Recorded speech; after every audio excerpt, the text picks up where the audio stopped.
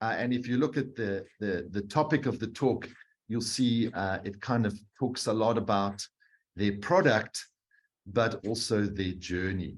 So very excited to have Elizabeth, or Liz Payne, and her friend, Kelly from Black, join us from Silver Linings. And these two women are going to show you their story. So I'm not going to do too much of the introduction. They're going to talk a little bit about their journey too. But from kind of digital marketers to businesswomen to hope advocates and moms, they've taken a product that's not that mainstream and popular necessarily in South Africa, that's not a premium offering, and done something truly unique whilst having the challenges of life and being friends. So Liz and Kelly, thank you so much for joining us, and really excited to hear about your journey with us. Thank you. Thank you. Thank you so much for having us, guys. Thanks, Harry. Thanks for having us. We're very excited to be a part of this event. Lovely listening to you, Kathy. Great talk there. So basically, we're just going to run through a little bit about how we started. So our story. So this is sort of the order of what we're going to be going through, but about us. And then I'll sort of go through that, and then Liz will take us on and tell us about sort of the learnings and, you know, what we've learned about being business owners. So, okay, so a little bit about us. I'm Kelly, and this is Liz. We became friends about 20 years ago. Both of us did a little stint in London, as most youth did back in the day, and not so much now, but yeah, Liz actually stayed on and did about 10 years in London. And when she came back, I actually joined her at a digital marketing business. And Liz was always a big fan of the wellies when she was living over in the UK, and couldn't quite find something that could suit the South African lady and the South African budget. So, you know, we were chatting, you know, while working and being in digital marketing, you know, definitely needed discussions were coming up about, you know, what if we bought a gumboot to the South African market, made in South Africa? And this is where the discussions and the brainstorming sort of began. We started planning in about 2018. We met with a local manufacturer. We brainstormed gumboot colors and obviously the brand elements being in digital marketing and branding. And a year later, we were ready to launch. So it really took us about 18 months to develop this product that was ready to take to market. And we thought that the perfect sort of launch pad was actually the Splashy Fen Music Festival here in KZN. I don't know if many of you know about it, but it's such a great festival for gumboots, you know, hence the name. And it also had like a really good established social media presence already, you know, online, on Facebook, on Instagram, on their website. They had such a great following. So, you know, we could already be included in all of their marketing for free, you know. So which was such a great launching pad for us. And in our first year, we saw 280% growth in our first year of business, which was amazing for us. So our range,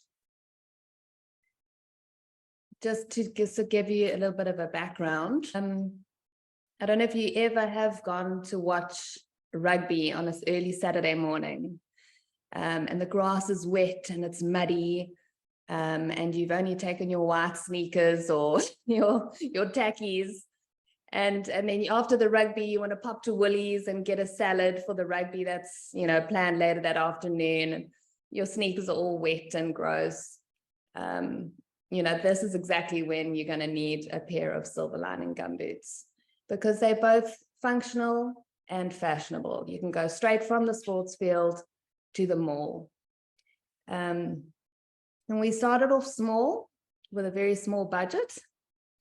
We're very proud to say that we never took a loan. You know, we just took whatever funds Liz and I had to start. We started off small with the budget and the product we had. So we only started with sizes 5, 6, and 7 in a more sort of natural classic tones with very plain and simple leather details on some of the products. And then we developed, you know, as we went, we, you know, developed the mid-calf and the ankle range as well to supplement the tall styles. And over the time, the sort of first year or two, we had quite a lot of inquiries about colors.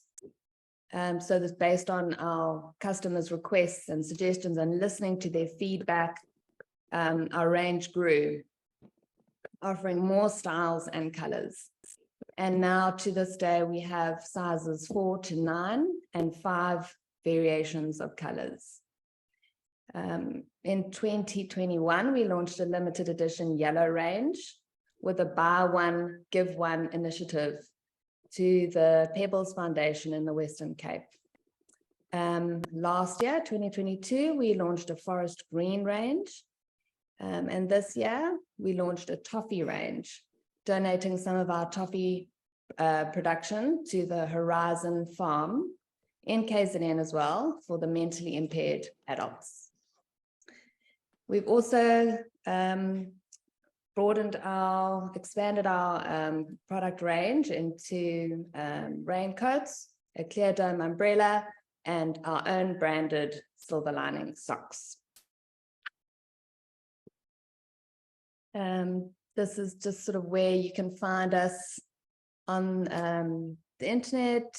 That's our web link on Facebook, Instagram, and LinkedIn. A lot of customers we find do want to try on before they buy. So we do have stockists around South Africa.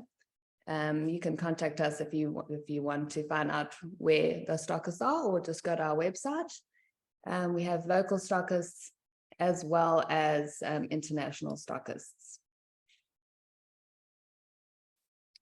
We have distributors in New Zealand, Australia, and the United Kingdom as well.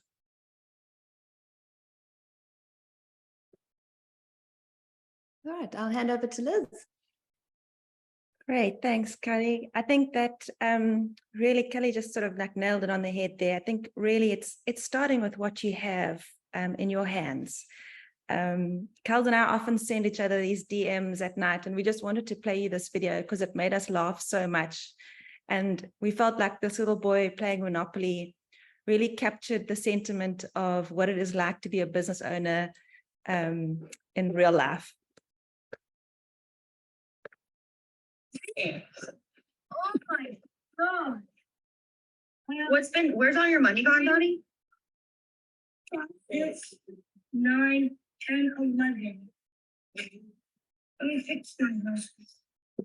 It's okay. It's part of the game. No, it's not fun. It's not fun to what? It's the weirdest part of the game. Oh, it's what?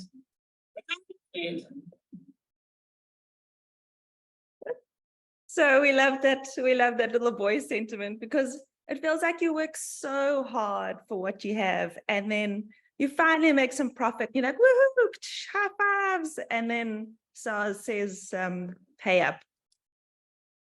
So we just wanted to share some really sort of practical learnings and lessons that we have had over the years.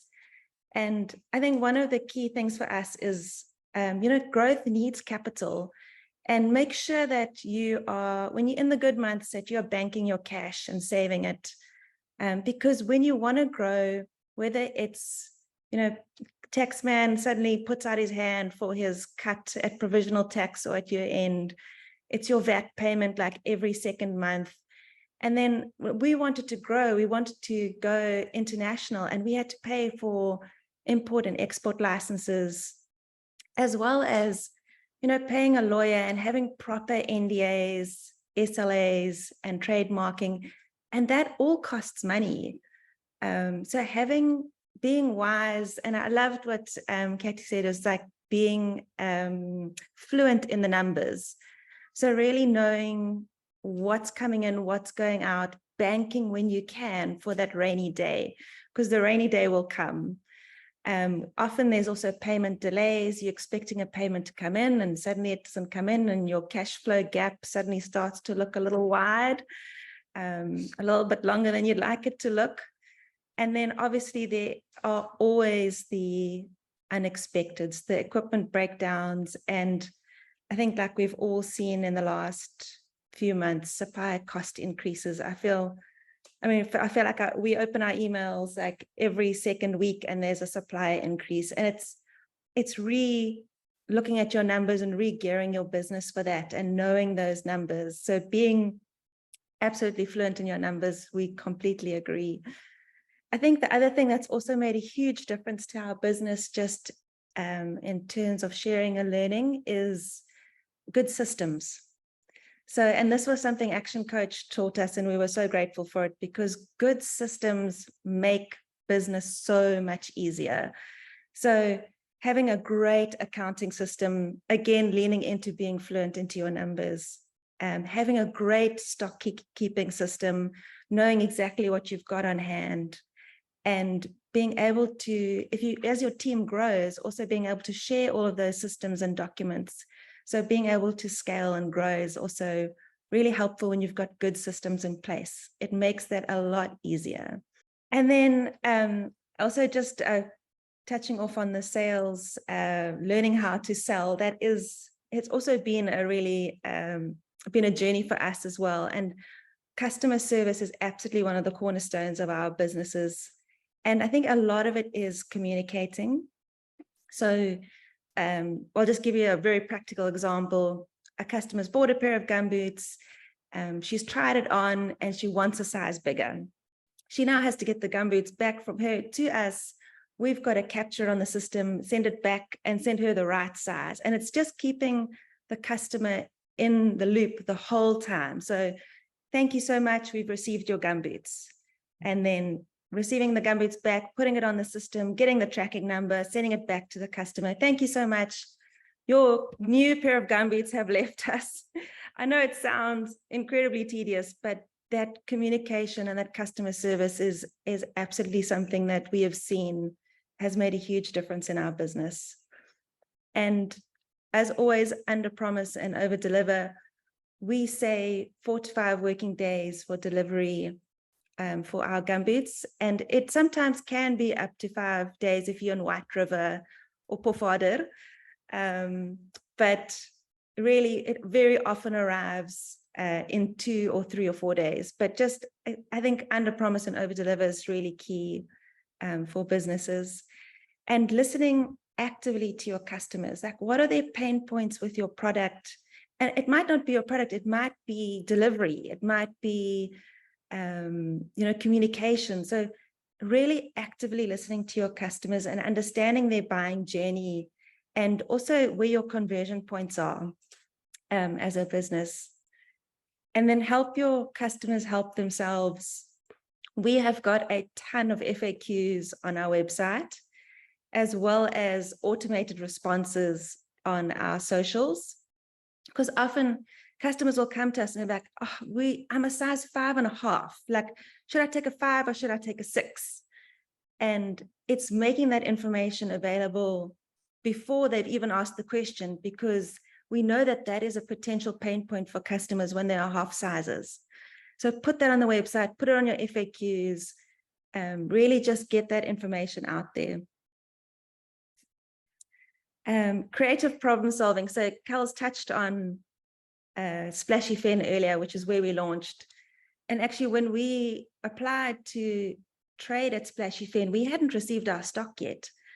We had our samples, but we hadn't actually physically taken delivery of our 300 gumboots that we were going with.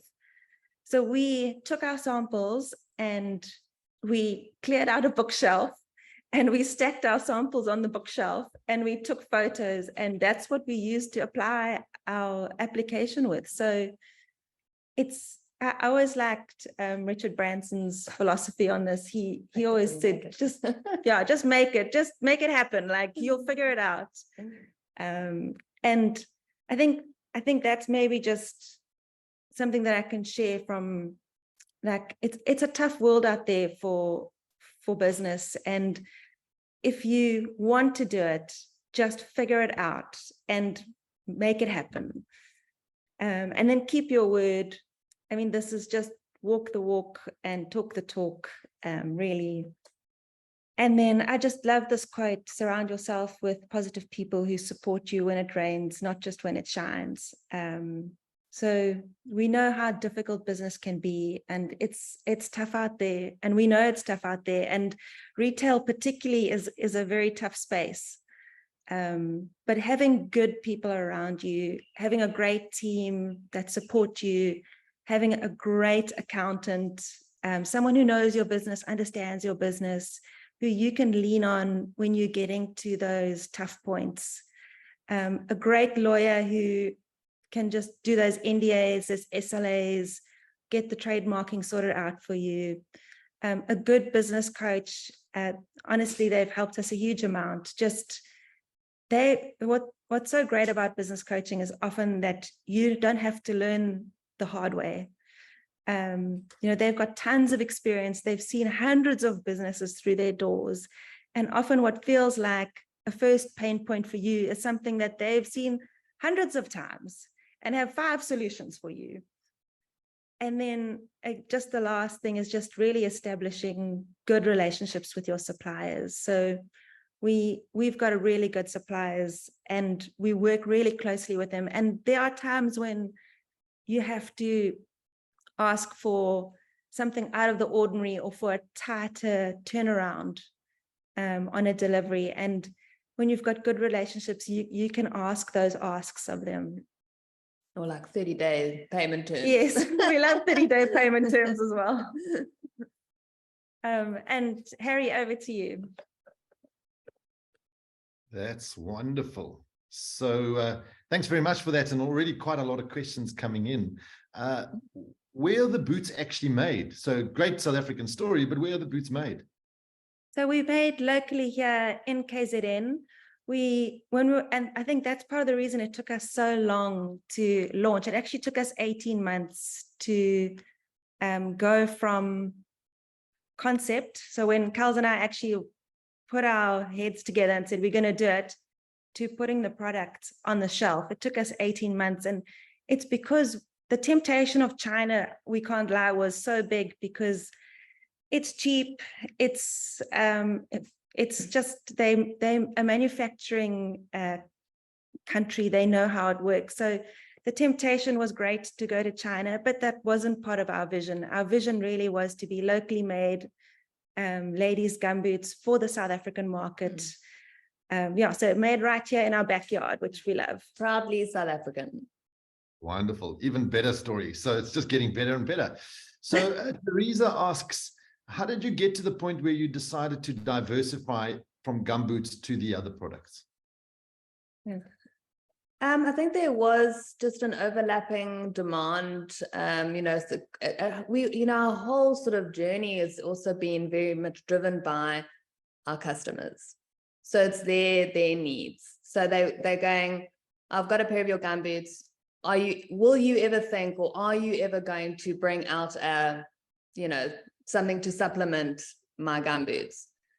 So this is what got us thinking, how can we add to the range, but still keep with that under the umbrella, excuse the pun, of rain gear. So you go head to toe, so, kitted for cold, wet, rainy weather. Good. I like that. Listening to the customers again, it seems to be a trend here with you guys, which is important to listen to that. So Lesejo says, one often hears that your business, for it to be successful, you need to address a market gap. Do you think that is true? And if not, how can you get better in an already existing market? And I think that's a great question for the two of you, because you had a little bit of both with your business. It was a gap because, you know, South African solution, but it was also something that people knew about, and you were going into a market that you had to educate them about your offering versus cheap and nasty, maybe. Yes, thank you. But you had a bit of both. So how did you guys deal with that?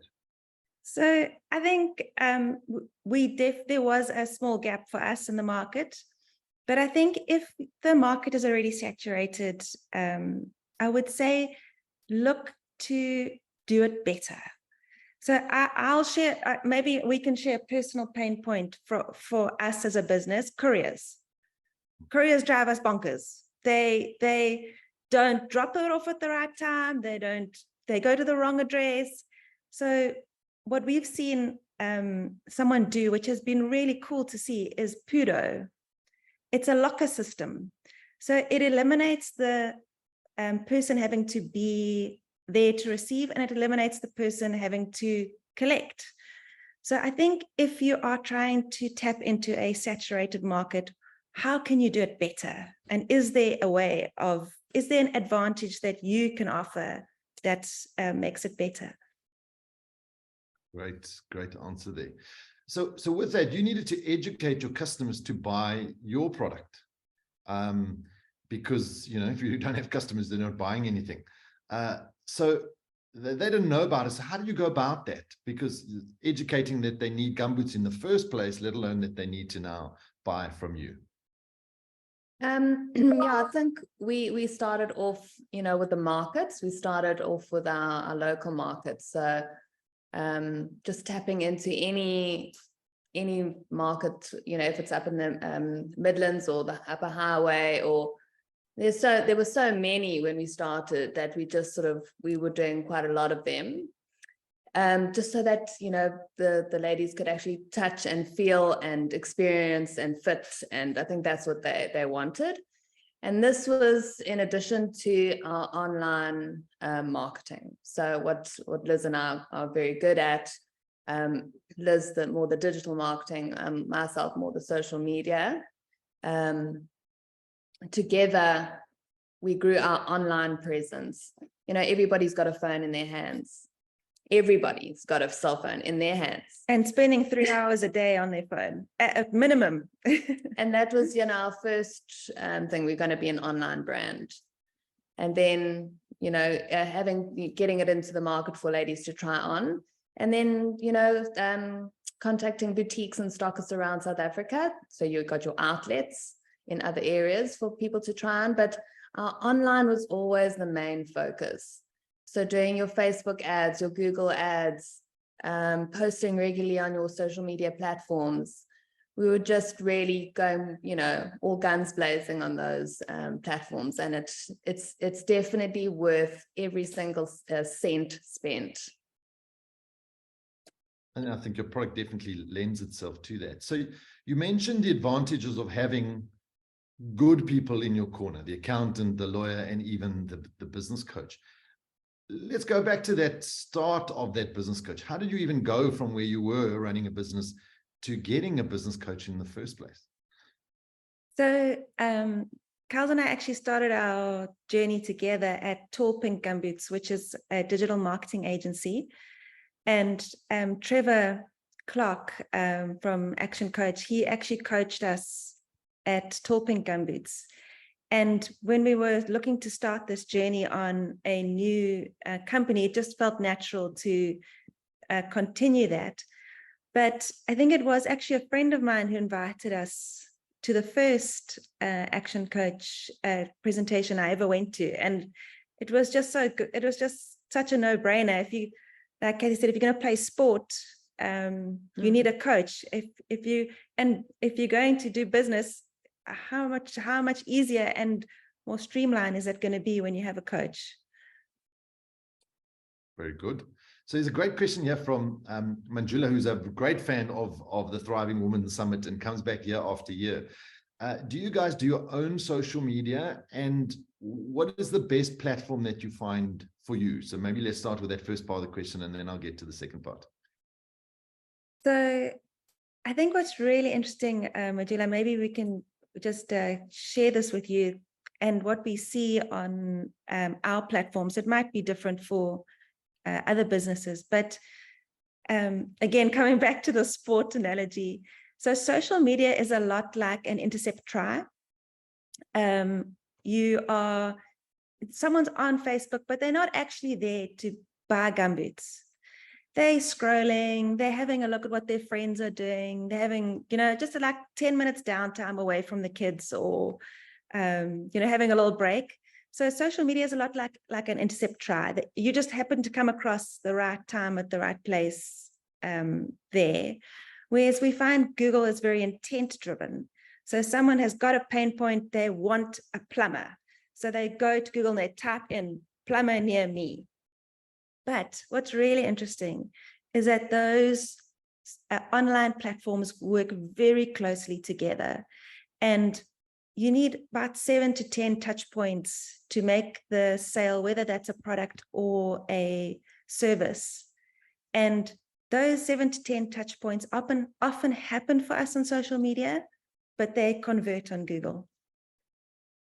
So yes, we do our own digital and social media marketing. And we find that, as Liz says, Google, Facebook, they all work together. Yeah. Wonderful. And is it paid? Is it boosted adverts? What do you guys find best? Yeah, paid.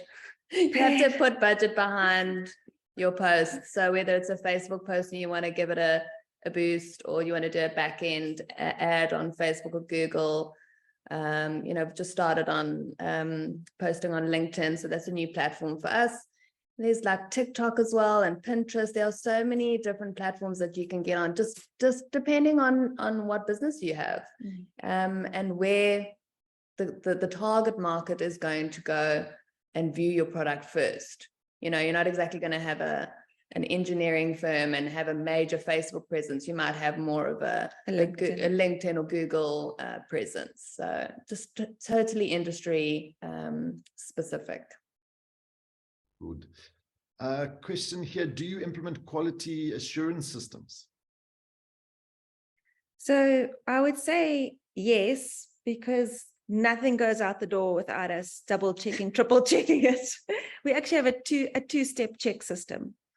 So it will always be every single order that would go out, and any stock we receive. That's also a very big thing when we receive our stock, checking it and just making sure that the quality is up to our standards, because we have very high standards. Good.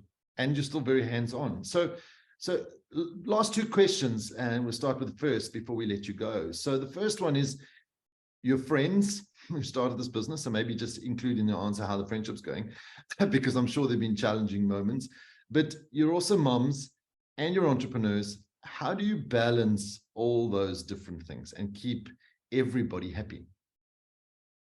So we both work half day, and we've even got on our website that we strictly open only mornings for work, because afternoons are school runs, homework.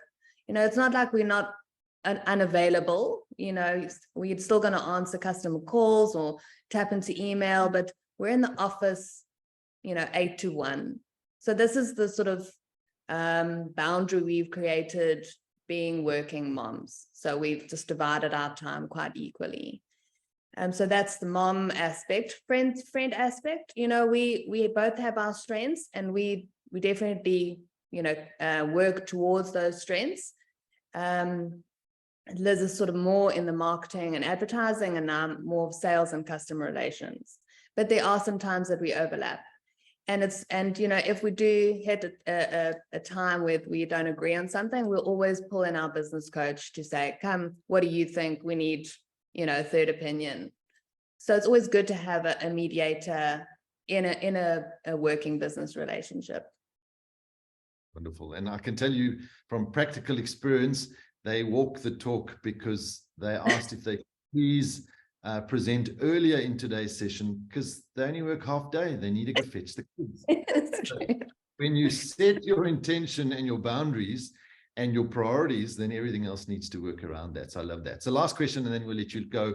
Where to next for the two of you and for Silver Linings? What's the next step for you guys? Next Onward and upward. yeah. We are literally in the infancy stage. We are still so excited. We come to work excited. We love what we do. We're only 4 years young, so it really, the sky is the limit. We are so excited for growth, and it can only grow and get bigger and better. Leopard print gumboots. That's my next. Any suggestions? Welcome. Yeah, and any colors anyone's wishing for, please drop it in the chats for us. Yeah. We're always looking to develop colors that people really want and love.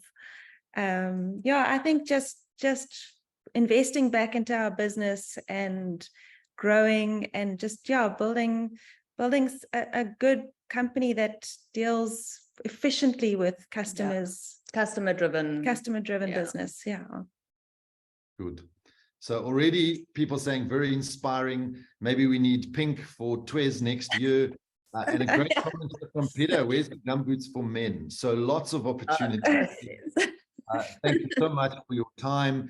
And I loved 4 years young. I love the Intercept Try and what you guys have put together by remaining true to your priorities and proudly South African. I think a lot of people can take great insight from that. So really appreciate your time today. Thank you very much. Oh,